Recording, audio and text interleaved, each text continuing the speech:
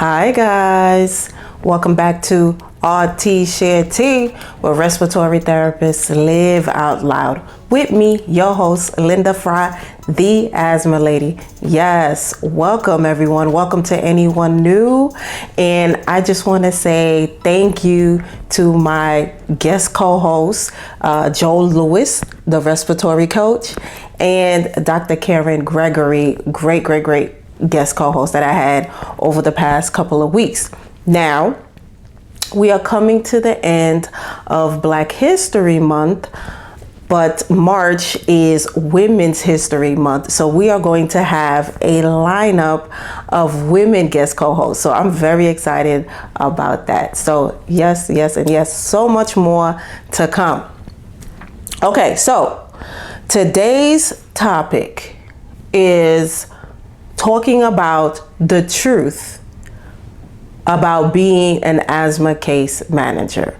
All right, so for those of you that don't know, I was the director of an asthma program in North Brooklyn, New York City, which had a high prevalence of asthma. Not only was I the program director there for almost 10 years, but I also was an asthma case manager for those patients that have complex asthma situations, right? So case manager role is usually taken by a nurse or a social worker. But nowadays, we do have some respiratory therapists that are also in these roles, especially for those with chronic lung diseases, right? I mean, which makes sense because we are cardiopulmonary specialists, right? So more respiratory therapists are taking these impactful roles, okay? So just to be clear on what a case manager is, it is basically the liaison between the patient and the healthcare systems and the patient receiving all the psychosocial services that they need to reach their optimal health outcomes, right? So that's what a case manager is. And so this episode, I'm just going to share a few things that I discovered while being in the role. I kind of, just didn't know until I was actually in the role itself. So we're going to go into that right now. Okay, so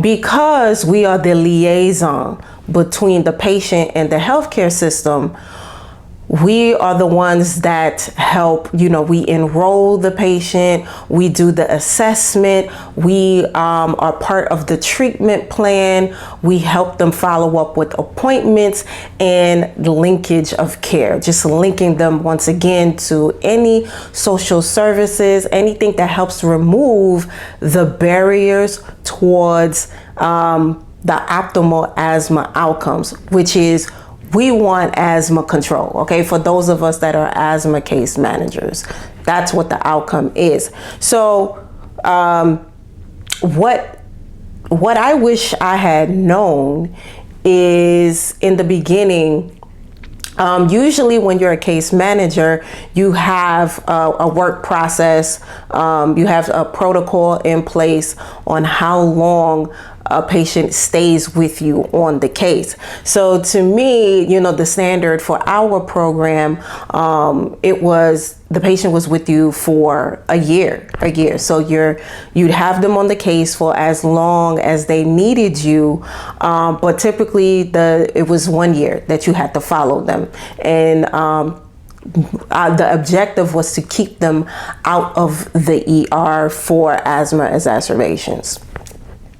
Okay, so I wish I knew that a lot of patients would be with us longer than the 1 year, because this is not something that just happens overnight. So especially, like I said, I had the complex patients, so they were with me well over a year, because I call it the onion layers of social economical barriers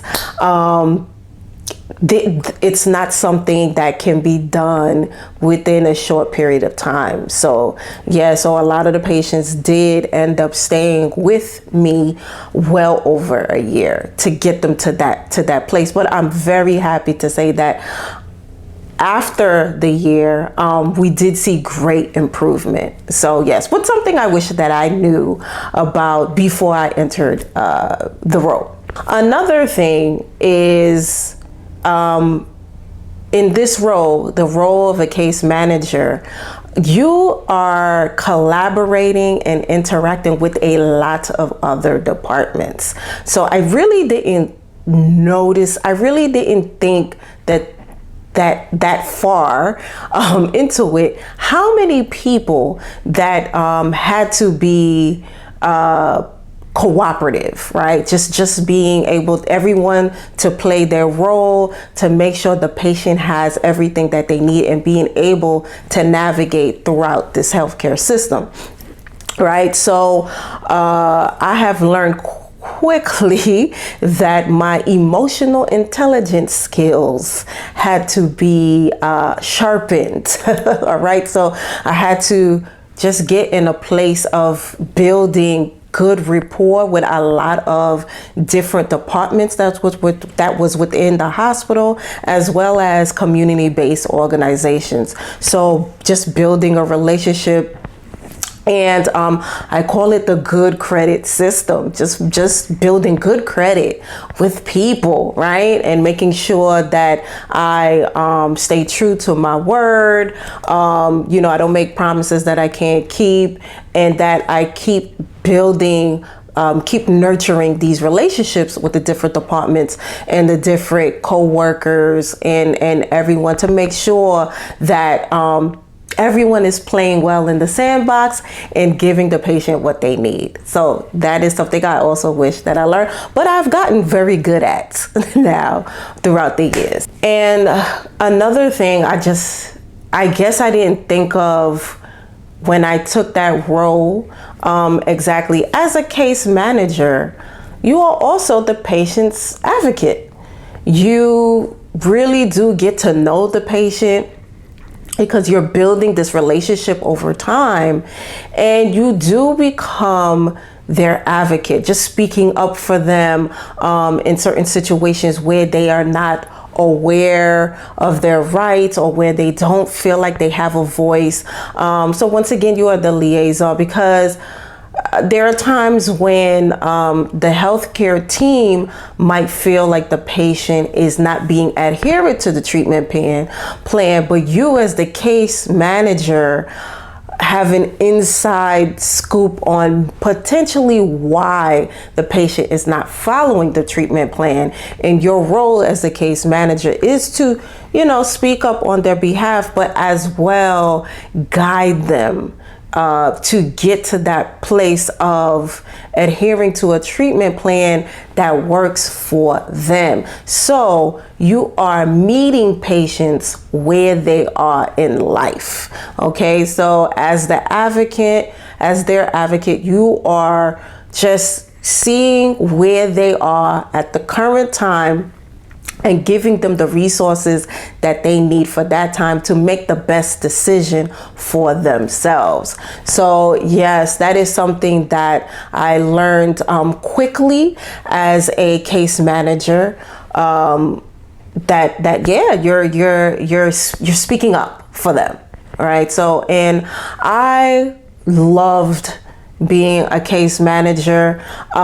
It's such an impactful role, and I just want to encourage anyone, especially those who are respiratory therapists.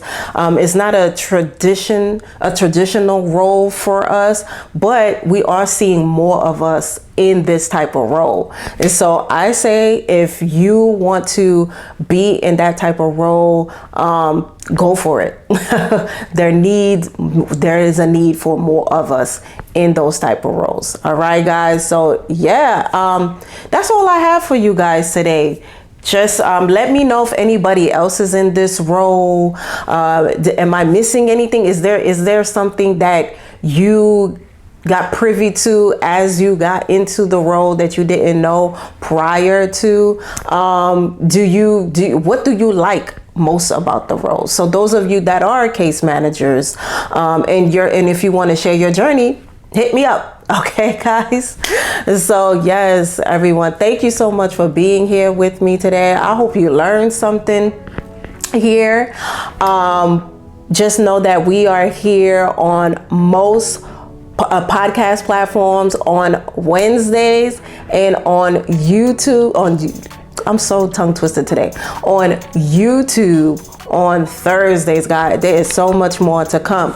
Oh, for those of you that still are looking for the book, asking questions about community engagement and asthma awareness, this book is still available on Amazon for free on Amazon Kindle Unlimited. So I just have to double check that, but I believe it's still free. So get it while you can. Okay, so asthma control, please. 9 steps to community engagement in asthma awareness. So yeah, the book still available. Yeah, guys, so that's about it. Thank you, everyone. Thank you for the support. Thank you for all the shout outs and everything, for all the followers. Love you guys. I wouldn't be where I am today without you. Thank you, thank you, thank you. I'll see you next time. Bye.